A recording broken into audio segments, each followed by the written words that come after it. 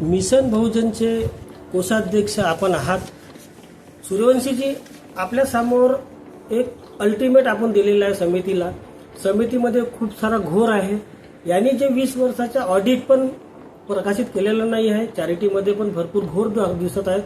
याबद्दल आपलं काय मत आहे? आणि जे नवीन अध्यक्ष बनलेले आहेत सन्माननीय आदरणीय भंतेजी यांना वरगडून न सांगता न सूचित करता अध्यक्ष विलास गजडे यांना बनवलेलं आहे, काय सांगणार आपण?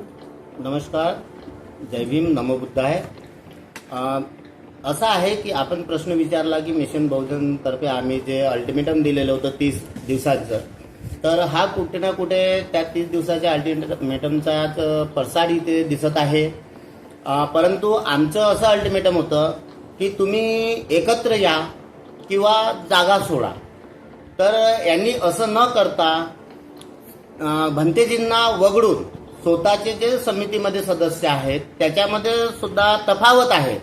पूर्ण सभासद आहेत नाही, 3 सभासद मृत पावलेले आहे. असं असताना 8 सभासदांना बोलवलं, म्हणजे त्यांच्या म्हणण्यानुसार.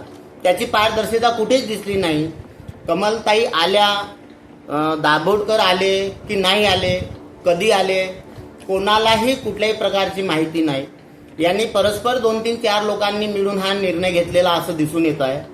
आणि आमचं जे म्हणणं होतं मिशन बहुजन तर्फे की 30 दिवसाच्या आतमध्ये तुम्ही आम्हाला निर्णय द्या. आम्ही सर्व सदस्यांना पत्रव्यवहार केलेले आहे, पत्र त्यांच्या घरी गेलेले आहे. त्यांना माहिती आहे की आम्ही काय विचारत आहे, आमचा प्रश्न त्यांना कळलेला आहे. तर कुठे ना कुठे समाजाची दिशाभूल करण्याकरिता हा निर्णय घेतल्याचं इथे दिसून येत आहे. समाजातल्या कुठल्याही घटकाला न विचारता हा निर्णय घेतलेला आहे. तर अशा प्रकारे अगर निर्णय डॉक्टर बाबासाहेब आंबेडकर स्मारक समितीचे जे सभासद आहेत, सदस्य आहेत, ते घेत असतील तर मग समाज कुठे? बौद्ध समाज हा एक शिक्षित समाज आहे, विचारवंत समाज आहे. आणि असं असताना सुद्धा तुम्ही समाजाला वगळून, समाजातील विचारवंतांना वगळून अगर तुम्ही परस्पर निर्णय घेत असाल तर ह्या निर्णयाला कुठेही समाज तुम्हाला पुरजोर देणार नाही, तुमच्याकडे येणार नाही. याचा विरोध पूर्ण समाजामध्ये होईल. आणि नक्कीच यांना 22 वर्षाचा हिशोब हा समाज विचारेल. 3 वर्षाचा हिशोब हे भंतेजींना विचारण्याचं बोलत आहेत. परंतु आमचा प्रश्न होता 22 वर्षाचा हिशोब इथे यांनी समाजाला द्यावा. डॉक्टर बाबासाहेब आंबेडकर स्मारक समिती हे तुमची घरची समिती नाही, ही समाजाची समिती आहे. हे दीक्षाभूमीच्या विकासाकरिता बनलेली समिती आहे. आणि अशामध्ये फक्त तुम्ही आपल्याच घरचे, आपल्या परिवारातले 3-3 सदस्य तिथे नोकरीवर लावता. कोणाकडनं तुम्ही पैसे घेऊन त्यांना नोकरीवर लावता, कोणालाही तुम्ही मध्येच काढून टाकता. असं कुठेही चालणार नाही. तुम्हाला समाजाला जॉब द्यावं लागेल आणि हा समाज तुम्हाला जॉब विचारल्याशिवाय सोडणार नाही. मिशन बहुजन तर्फे आपण यांच्या पूर्ण स्थिती समोर आणणार आहात. अजून मिशन बहुजन मध्ये काय काय करणार यांच्यामध्ये? मिशन बहुजन तर्फे आम्ही 27 तारखेला परिषद ठेवलेली आहे. दीक्षाभूमी बचाव समिती आम्ही बनवलेली आहे. त्यांची मुक्तीकरिता विकास होणार आला. 22 वर्ष झाले विकासाला कुठेही दिसत नाही आहे. यांचे आपसी झगड्यामुळे विकास थांबलेला आहे. आमचं कुठे ना कुठे म्हणणं होतं की तुम्ही एकत्र या. यांनी एकत्र न येता भंतेजींनाच वगळून समिती बनवली. याचा आम्हाला विरोध आहे. आमच्या तर्फे 27 तारखेला परिषद होणार आहे. त्यानंतर आम्ही 8 जुलैला तिथे मोर्चा सुद्धा काढू. आणि जेव्हापर्यंत आमच्या मागण्या पूर्ण होणार नाही, समिती जे आहे डॉक्टर बाबासाहेब आंबेडकर समिती जी आहे, स्मारक समिती, ते समाजाला हिशोब देणार नाही, तेव्हापर्यंत आम्ही कुठेही चूप बसणारे नाही. नमो बुद्धाय, जय भीम. आपण सामाजिक कार्यकर्ते राकेश धारगवेजी आहात. आपण जे अल्टिमेट दिलेलं आहे दीक्षाभूमी समितीला सर्व मेंबरांना आपण पत्र पाठवलेलं आहे. 30 दिवसाची जी अल्टिमेट दिलेली आहे, समाजाने तुमची अल्टिमेट ऐकून कमेंट्स पण देत आहेत. त्या परिसंवाद ऐकून त्यांचे जे वाद निर्माण झालेले आहेत दोघाही कमिटी आणि अध्यक्षामध्ये, विकास कामं थांबलेली आहे.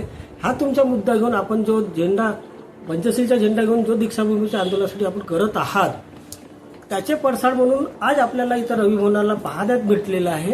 कारण की काल पेपरमध्ये, आजच्या पेपरमध्ये भंतेजीला वर्गवण्यात आलेल्या अध्यक्षपदातून आणि सदस्यपदातून काय सांगणार आपण?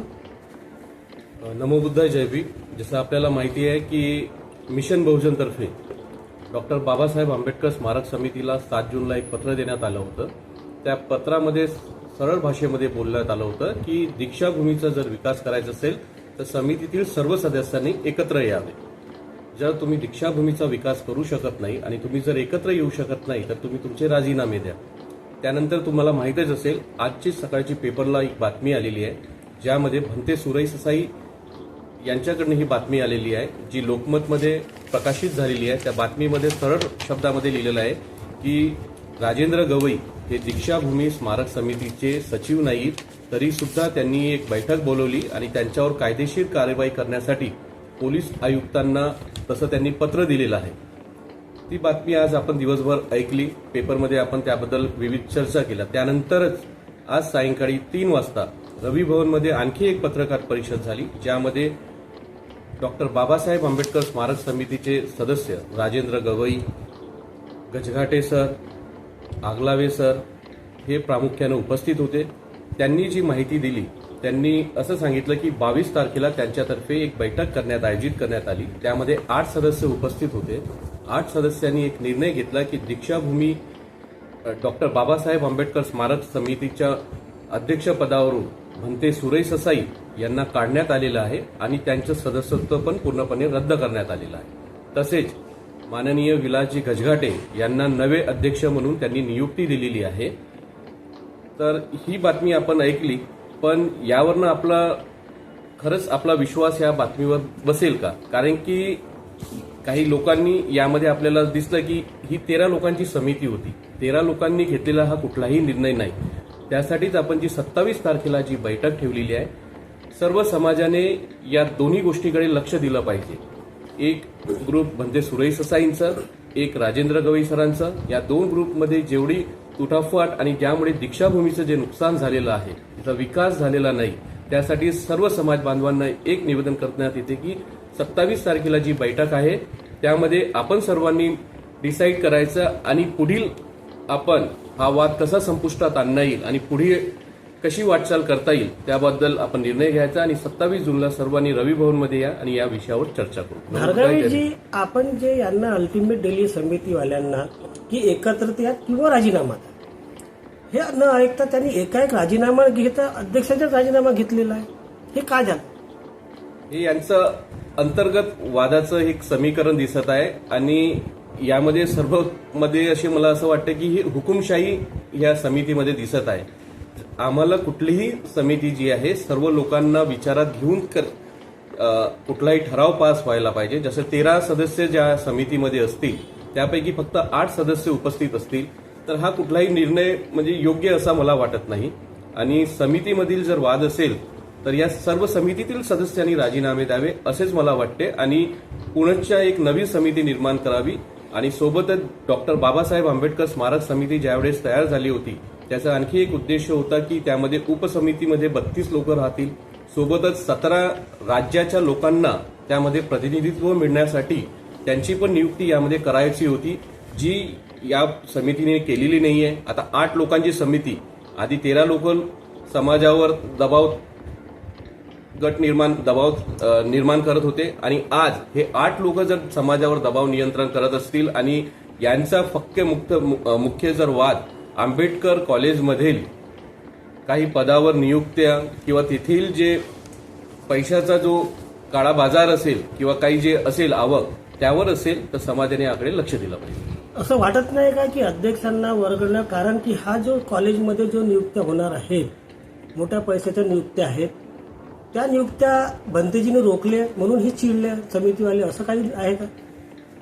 याच्या आधी मला असं वाटतं की दीक्षाभूमी कॉलेजमध्ये सर्व एकसंगमताने हा सर्व कारभार चालत होता.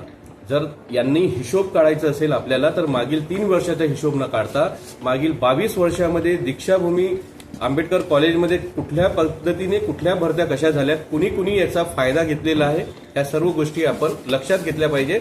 आणि यामध्ये दोषी फक्त भंतेजीच नाही तर मला असं वाटतं की पूर्णपणे स्मारक समिती यामध्ये गुन्हेगार मला असं दिसते आणि समाजाने पण यावर विश्वास करायला पाहिजे आणि यांच्या विरुद्ध समाजाने एक आवाज उठवून यांचा विरोध करायला पाहिजे. गाडगेळ साहेब, आपण सोशल मीडियामध्ये एक अजून माहिती सादर करतात जनतेसमोर की ही घराणेशाही आहे, एकाच घरचे दोन दोन असे आम्ही पाहण्यात आलेलं आहे. बरोबर आहे, कारण की दीक्षाभूमी स्मारक समितीमध्ये पदं आहे कमी. 13 पदे असल्यानंतर एका परिवारातील 2-2, 3-3 आणि त्यांचे नातेवाईक नातलग जर त्या समितीमध्ये असेल तर हे एक ध्येय आणि उद्देशाने चालणारी समिती असते. यामध्ये जर 13 व्यक्ती असेल तर 13 वेगवेगळ्या परिवारातील व्यक्ती असायला पाहिजे. त्याच्या उपसमित्या राहायला पाहिजे, कारण की दीक्षाभूमी हा एक मोठा प्रोजेक्ट आहे आणि हे जागतिक अशी वास्तू आहे दीक्षाभूमी, तर त्यामध्ये देशभरातील सर्व लोकांना सामावून घेतलं पाहिजे. धारगावीची आता नवीन नवनिर्वाचित या समितीने अध्यक्ष म्हणून विलास गजगडे साहेबांना नियुक्त केलेले आहेत. ते बोलतात आहेत की इथं साफसुथरा चांगला व्यक्तिमत्ववाला असा व्यक्ती पाहिजे आणि यांनी एकाएकीच हा अध्यक्षपद ग्रहण केलेलं आहे. याच्या मागे काय कारण असेल?